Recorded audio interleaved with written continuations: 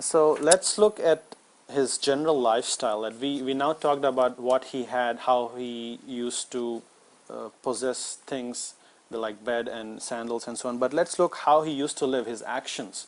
How were it, general speaking, general manners.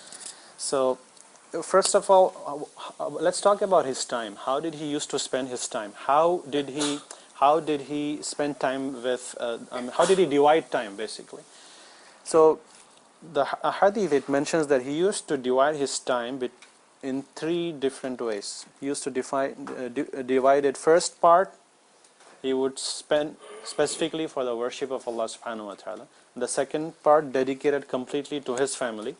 And third part, that would be for his personal matters, like for sleeping or for visitors or guests or hosts or so on.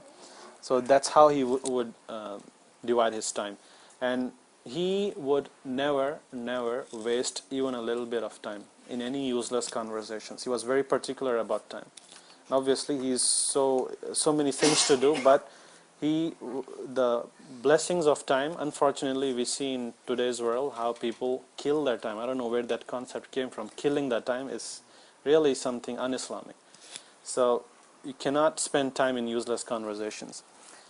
And when it's about his decisions, the way he used to make his decisions, one thing that was common in all his decisions was that he used to always choose a middle path. Always choose a middle path in all matters. And whenever he was given choice between two things, both the two options are probably halal. Both there's no sin upon you if you follow any of them. He would always choose an easier path. That was his style. That was his sunnah.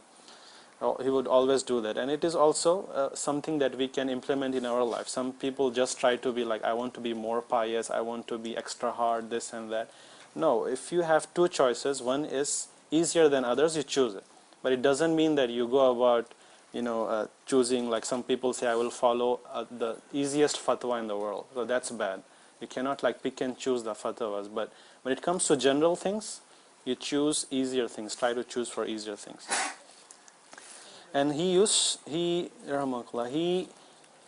loved perfume a lot, and he used to put the perfume on his hair, on his beard, and also his clothes.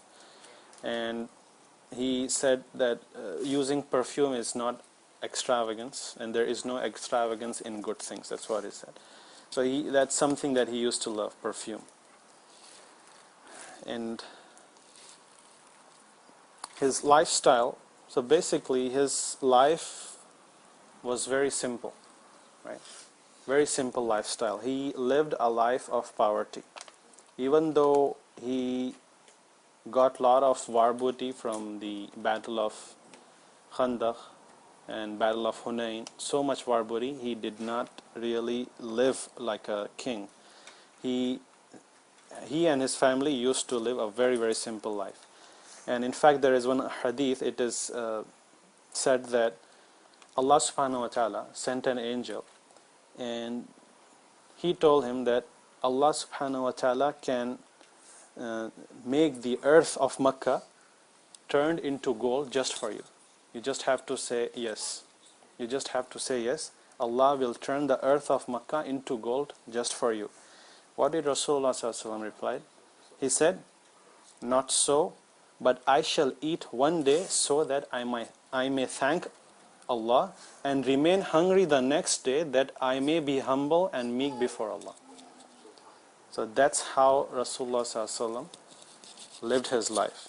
It wasn't that he didn't want to get rich. It's because he didn't see a point in it. Because he wanted to see, when you become rich, what happens? They'll start forgetting Allah subhanahu wa ta'ala, and they will become arrogant. And they will, when you stand for salah, you're praying salah, but when you are living a very comfortable life, you are just not focusing about Allah subhanahu wa ta'ala. That happens with wealth. Some people, mashallah, they can do it, but that is the fact that wealth can really take you away from Allah subhanahu wa ta'ala. So if you get little bit, you will definitely thank, because you are in need of it. Now if somebody gives us anything, we don't really care because we already have that thing. So it's like a small thing and we don't really thank Allah subhanahu wa ta'ala the way we are supposed to do. So I said, I should remain hungry the next day that I may be humble and meek before Allah subhanahu wa ta'ala. It's not haram to be rich, but Rasulullah sallallahu alaihi wasallam, as we said earlier, his bed was also so simple that he wanted to focus more on worship of Allah subhanahu wa ta'ala, that this wealth should not distract him from worshipping Allah subhanahu wa ta'ala.